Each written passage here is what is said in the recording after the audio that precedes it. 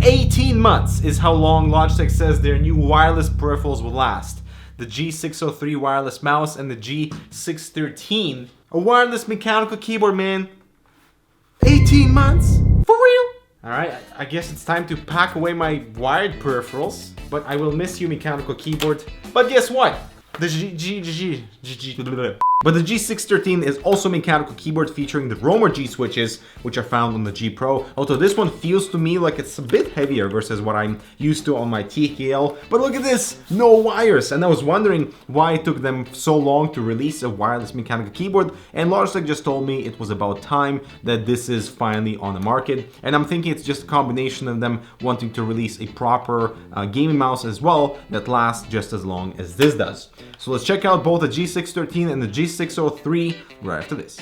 Wondering how to fix a boring fan? Check out Halos RGB. They are super slim fan frames that light up your blades of any shade, come in 120 and 140mm sizes to fit any fan, and are controlled through your motherboard or your Fantex case. Available in beautiful aluminum or simple plastic, it's time to Halos your build. Outline what matters. Now the thing is, despite all the wireless mice that I try, I always go back to my wired mice like the Rival 310, the fantastic mouse, or the G Pro from Logitech themselves, so that my mouse bungee is kind of like part of my setup. So without this thing, you know, the monitor kind of feels awkward. But hey, look at this. Logitech does include this smartphone stand with the keyboard, so you can place your smartphone there. And I don't know why this is included as part of the keyboard, but hey, it's actually not a bad thing. So with regards to the mouse, they've done a good job keeping the same familiar shape that is found on the G403, and they have some really cool features on this one. But first, the price point at $69 is super appealing for a wireless market, especially since the G403 wireless is more expensive. The shape, as far as I can tell, to the G403 is identical, but of course, because of these add-in batteries, it is heavier too. And despite having this magnetic top section that comes off easily, the seams are nicely refined and don't interfere with your grip. But the side portions are no longer rubberized like we saw on the G403, so the mouse feels a little bit too plasticky. The buttons are all fine with good DPI and browser locations. The scroll wheel is a bit soft though on the scroll steps, but overall, good comfort and button functions. The keyboard is mechanical, it's wireless, but why did they have to go with this gigantor of a form factor with the built-in armrest, G keys on the side? It's a full-size keyboard layout with media keys over there. I wish that they've released a TKL version first, but you know what? Logitech is not making peripherals just for Dmitry, am I right? And look, I have a 27-inch monitor and the keyboard is just way too big for my space, and I have this giant desk over here with a lot of room, but still it feels like it's too big. I don't know. Let me know what you think. Are you kidding me? It's been less than 8 hours.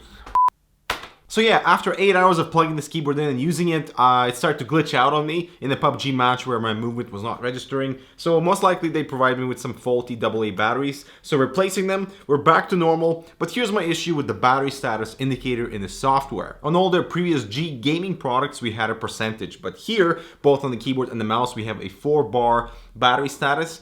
And then it will give you like a low battery when it hits 15%. But here's an interesting fact. The keyboard has no backlighting, and this of course is to preserve the battery life, because if lighting was added, the keyboard would last a maximum of 18 hours. So the compromise had to be made, which I'm fine with. The white font is bold and clearly visible, plus the G keys on the side are colored in vibrant blue, but upon closer inspection, you can see the printing is misaligned on many keys, and that does not reflect very nice for the price. It is $149 after all, so the build quality feels okay with a steel backplate, but I wish the wrist rest had some texture to it, as otherwise it feels too plasticky. And why are the media buttons so out of shape, with 2 size circles and 1 square? So design language is not uniform.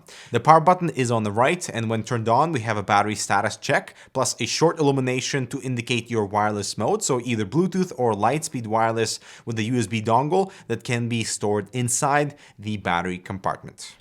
And so this dual connectivity on the keyboard is brilliant because I can be typing an email on my computer with wireless, with the dongle plugged in, but then I now realize why the smartphone stand is included.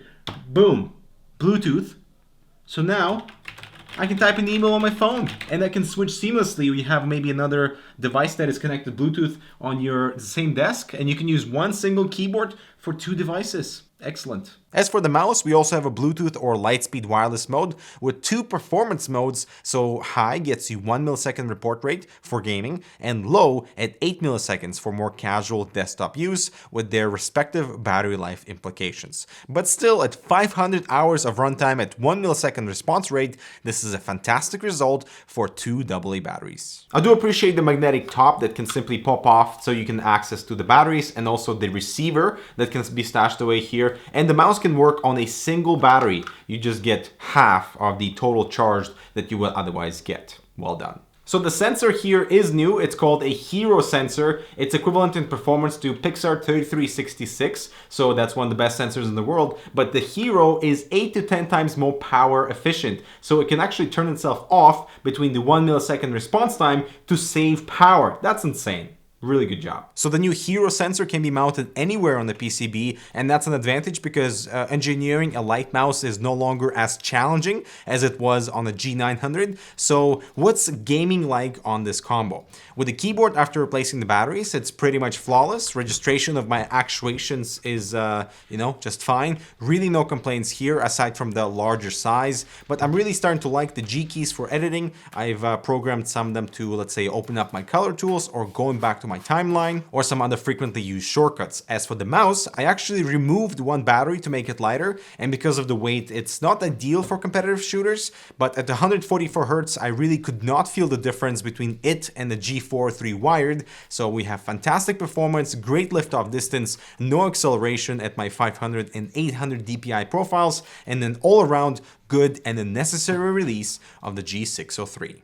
Always stay charged with Linky power-up power banks, housed in gorgeous aluminum enclosure with dual USB and Type-C port with support for Quick Charge 3.0 to get your devices recharged fast. Available up to 20,100 mAh capacities. Check them out in the description below. And so for conclusion, I want to say that I'm impressed with what Logitech has delivered here, both on the keyboard and the mice side. The keyboard, I don't agree with the size, but of course they have to release something large first so they can cut it down with multiple revisions later on. That makes sense. As for the mouse, really happy that the new sensor here is so efficient that it allows us to have so much battery life, and this whole integration of removable top and replaceable batteries and everything that makes this a really sort of a very clever design for a wireless gaming mouse. And the only other thing that I disagree with is the battery status inside the software. I wish that we actually got a full percentage readout instead of just having 4 bars, just so that it's a gaming product and I want to know exactly how much battery I have left. I think the mouse is priced very well to be competitive on the market and is going to be a very popular thing, not just for gaming but for desktop,